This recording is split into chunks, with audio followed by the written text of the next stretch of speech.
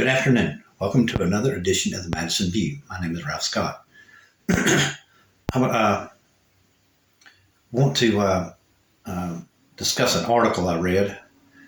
A political science professor, I think it's San Jose State, you have to excuse me because the two teeth are missing still, was talking about that Hamilton and Madison for the Federalist movement was actually overthrowing or restructuring a government that worked.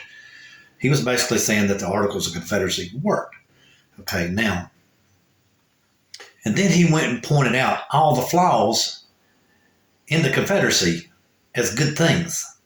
Okay, he pointed out that each state was printing their own money. Okay, and like I said, that's what Hamilton and Madison was talking about. With each state printing their money, we didn't have a federal system for money to transfer across borders, and it made commerce in the country more difficult. And he also pointed out is what he considered an advantage to the Confederacy, but which was a very fractious issue if you read the Federalist Papers. I mean, this was really contentious. He pointed out that some states, what they were doing is they were charging other states taxes so they could send it to the federal treasury. In other words, because they had they had all the commercial goods, they were taking advantage of everyone around them and making everybody else pay their taxes for them. And that was the major contentious issue of the Articles of Confederation. That was one of the major issues that bring federalism up to the moment, or up to the pedestal, or whatever, up to the need, or up to the point of discussion for the country.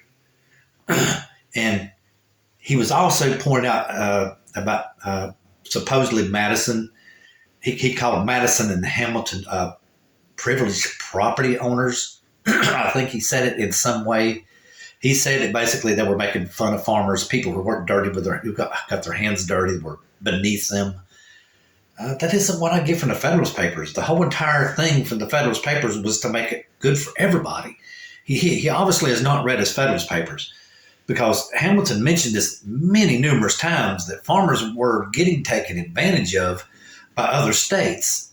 You know, because just like I said, New York had all these commercial goods, you know, like manufacturing capabilities. Like say they made plows, and they weren't made in, let's say, South Carolina or Virginia. Well, New York would overcharge them for the plow and pay their taxes with it, which would really mess the farmer over, because the farmer had a harder time selling the goods into New York, you know, because New York had all the money and everybody was competing for the money from New York. So it made commerce flow between the states very poorly, and it was the Confederacy was actually structured more toward the rich, and this guy said it wasn't, but it was. It was structured more to the people who had property, manufacturing, you name it. The people that had the high value goods like exports, you know, shipping, you know, the people who had the high value goods made out better under the Articles of Confederacy than the people who were just farmers. And he played this off like Madison and Hamilton were trying to downplay this, which was just totally false. He's revising history because he's never read his Federalist Papers. He doesn't understand what is being said. He hasn't even bothered reading them, you know. And I agree with him now. As he hasn't read them, they are definitely an extremely hard read, because people during that time frame took very care in how they wrote, because that was the major means of communication. And they were very careful with it, and they made sure they worded it where they covered every base.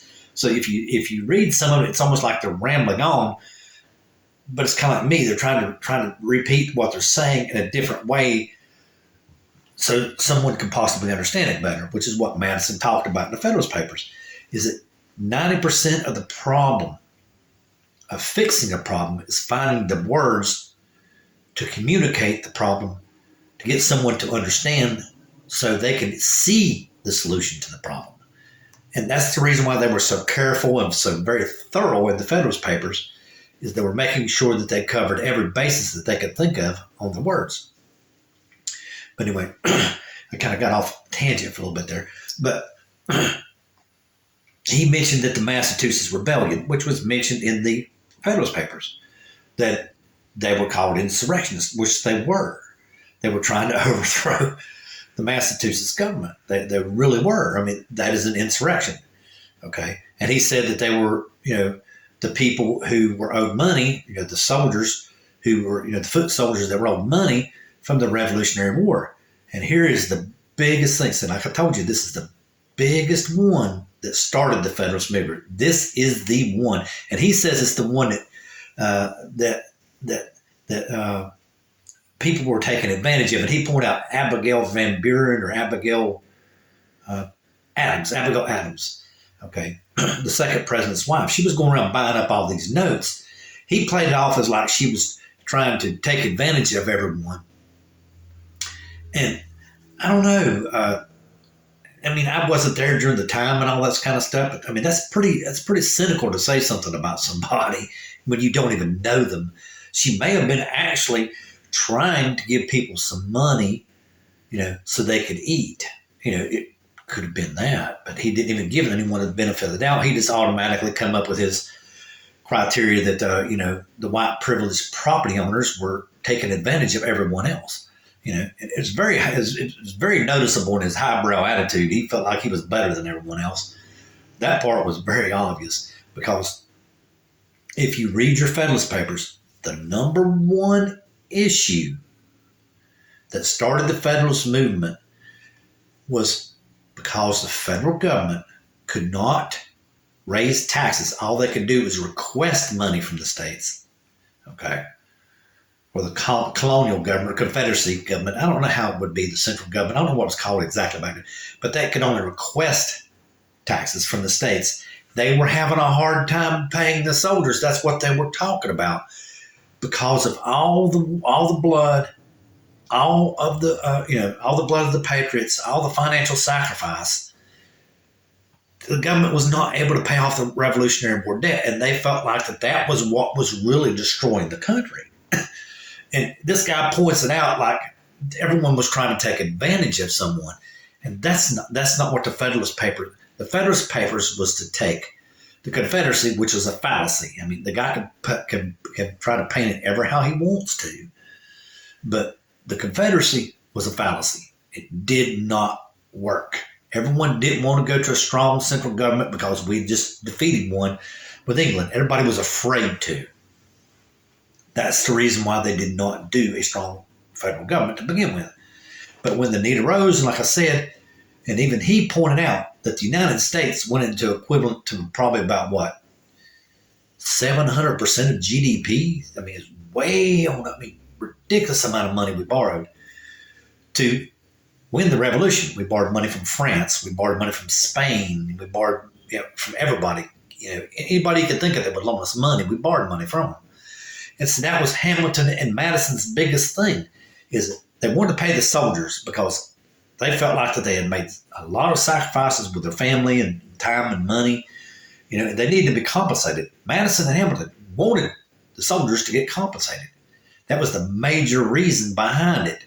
And the other major reason, or the second biggest reason, which was basically still down that path of debt, is they were afraid that France, Spain, whomever we borrowed money from, would come and attack us because we were not paying the debt, because they would want their money back. And then we would lose everything that we just fought for in the War of Independence. This guy has a very maniacal, cynical point of view of federalism. And he's not reading it correctly. It points this out very clearly in the Federalist Papers that basically the states that had all the commercial goods, basically, the export and all this, basically to me it sounded like New York was really taking advantage of everybody. Okay. And people would get really mad about it, is what it sounds like to me, because a lot of the ships would come into New York and they would have to,